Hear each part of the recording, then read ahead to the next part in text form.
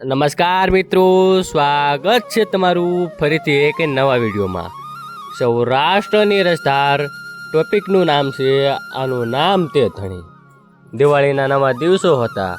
વડોદ ગામની ખડાવાડમાં ખડા મસળી ઉપડીને તૈયાર થતા હતા. જગા પટેલની વહુ દીકરીઓ દાણા વાવલની નવા લુગડા અને ઘરેણાના મનોરથમાં માલતી હતી.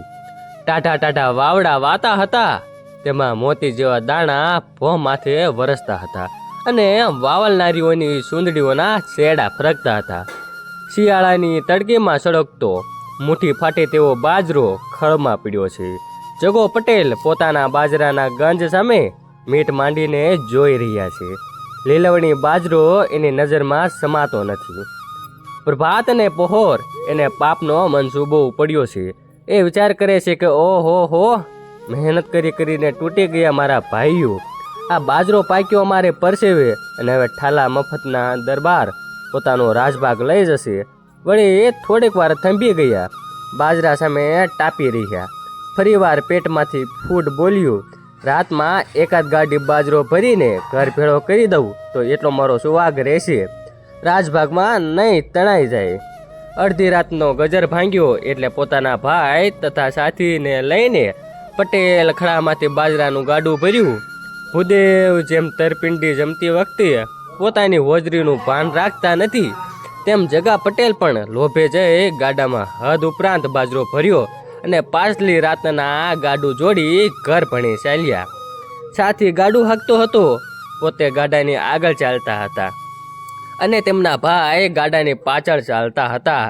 ગામના પાદરે ઢોકળા આવતા હદ ઉપરાંત ભારને લીધે ગાડાની ધરી ગુડિયામાંથી નીકળી ગઈ અને ગાડાનું પૈડું ચાલતું અટકી પડ્યું. જગો પટેલ મૂંઝાણા. ત્રણેય જણાએ મળી મહેનત તો કરી, પણ ગાડું ઊંચું થયું નહીં. ધણીની ચોરી એટલે કોઈને મદદે બોલાવવા જાય તો ચતરાયું થઈ જાય, તેમ પાછળ ખડું પણ ચેટું ગયું એટલે ગાડું પાછું ખાલી પણ કરી શકાય નહીં. આમ જગા પટેલને સાપે સસુંદર ગયા જેવું થયું. જવાર પડશે, અંજવાળું થશે તો ફજેતો થશે એવી બીકમાં હાફળા ફાફળા થતા જગો પટેલ કોઈ વટે માર્ગુની વાટ જોવા માંડ્યા.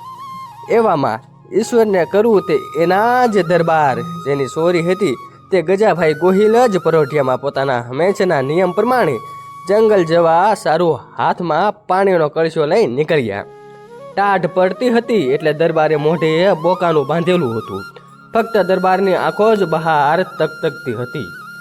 જેવા દરબાર જગા પટેલના ગાડા પાસેથી નીકળ્યા તેવા જ જગા પટેલ ગરજવાનને અકલ ન હોય એ હિસાબે દરબારને કોઈ વટે માર્ગું ધાર્યા અને મનમાં વિચાર્યું કે આ આદમી અજાણ્યો હોવાથી ગામનાને ખબર નહીં પડે કે હું બાજરો સાનો માનો લઈ જાઉં છું. એવું ધારીને પોતે ઉતાવળા બોલ્યા કે એ જુવાન, જરાક આ ગાડું સમૂહ કરાવતો જાને. અંધારું ગભરામણ અને દરબારે મોઢે બોકાનું બાંધેલ એટલે જગા પટેલ તો દરબારને ન ઓળખ્યા, પણ દરબારે જગા પટેલને ઓળખી લીધા. દરબાર સમજી ગયા કે મારા રાજભાગનો બાજરો આપવો પડે એ સૂર્ય પટેલ સાનુમાનું ગાડું ભરી લઈ જાય છે. પરંતુ દરબારે વિચાર કર્યો કે હું ઓળખાઈ જઈશ તો જગા પટેલ જેવો માણસ ભોઠો પડશે, શરમાશે. માટે પટેલ પોતાને ન ઓળખે એવી રીતે નીચું જોઈ ગાડાને કેડનો ટેકો દઈ પૈડું ઊંચું કરાવ્યું. એટલે પટેલ ધરી નાખી ગાડું ચાલતું કરી રાજી થતા ઘર તરફ ભણી હાકી ગયા. હશે હોય બિચારા રાત દિવસ ટાઢ તડકો વેઠી મહેનત કરીને કમાય અને સારો દાણો ભાળે ને એનું મન કદીક બગડે તો શું થઈ ગયું, એ પણ આપણી વસ્તી છે ને. વિચારતા દરબાર ચાલ્યા ગયા. આ વાત બન્યાને આશરે 1 માસ થયા છે. દરબારના દરિયાવ દિલમાં ઉપરની વાતનું ઓસાડ પણ નથી. એવે સમયે દરબારમાં મહેમાનો આવેલા. હવાલદાર મહેમાનો સારું ખાટલા ગોદડા લેવા જગા પટેલને ત્યાં ગયો. પટેલે હા ના કરવાથી હવાલદારે જગા પટેલને કાંઈ કડવું વચન કીધું એટલે પટેલને રીસ ચડી. પોતે બોલ્યા કે મારે આવા દરબારના ગામમાં રહેવું જ નથી. હવાલદારે પણ તોછડાઈથી કીધું કે ત્યારે સીધને પડ્યો છું, તને ક્યાંય બીજે મળતું નથી, હાલ્યો જાને. એટલે જગા પટેલને પગથી માથા સુધી ઝાડ લાગી ગઈ. દુભાઈને રાતે ગાડામાં ઉછાળા ભર્યા. દરબારને આ વાતની કશી ખબર પણ નથી. પણ વળતે દિવસે સવારે દરબાર ડેલીએ ડાયરો કરી બેઠા છે ત્યાં જગા પટેલ પોતાના બાળ બચ્ચા રાસ રસીલું અને ઢોર ઢાંખર લઈ ગાડા ભરી ડેલી પાસેથી નીકળ્યા. ગામના માણસો એમને વારવા મનાવવા માંડ્યા, પણ પટેલ તો વધારે જોર કરવા માંડ્યા.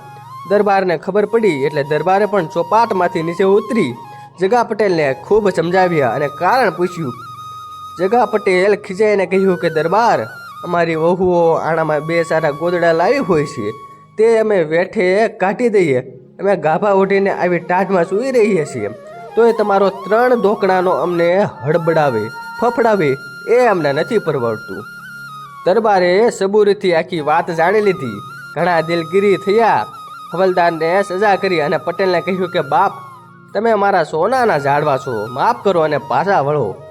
પરંતુ જગો પટેલ કોઈ રીતે સમજ્યા નહીં, એટલે દરબારે જગા પટેલના પડખે સડી કાનમાં કીધું કે પટેલ, જાઓ તો ભલે જાઓ, પણ જે ધણી કેળનો ટેકો દઈને બાજરાનું ભરત્યું ઓળાવે તેવો ધણી ગોતજો હો. આટલું કહી દરબાર તો ચાલ્યા ગયા, પણ આહી પટેલના હાડોહાડમાં ધ્રુજારો છૂટ્યો. પટેલથી કાંઈ બોલાયું નહીં. મનમાં એક જ વાત બોલાઈ ગઈ કે આનું નામ તે ધણી. જે ધણીની મેં ચોરી કરી હતી તે જ ધણી ચોરીમાં મદદ કરે અને મારી આબરૂને ખાતર મને તો માફ તો કરે, પરંતુ એ વાતમાંય હું ભોઠો પડું એ દયાથી મને ખાનગીમાં પણ ઠપકો દે નહીં. અરે આવો ધણી મને બીજે ક્યાં મળે? એમ વિચારીને પટેલે ગાડા ફેરવ્યા. તેના વંશજો હાલ પણ આ ગામમાં રહે છે. આ વાતને આશરે 150 વર્ષ થયા છે. ઈસવીસન 1923ની સાલમાં. સૌરાષ્ટ્રની રસધાર ટોપિકનું નામ છે આનું નામ તે ધણી. મિત્રો, તમને વિડીયો ગમ્યો હોય તો લાઈક કરી દેજો, શેર કરી દેજો અને સબસ્ક્રાઈબ કરવાનું ન ભૂલતા. હવે મળીશું એક નવા વિડીયો સાથે.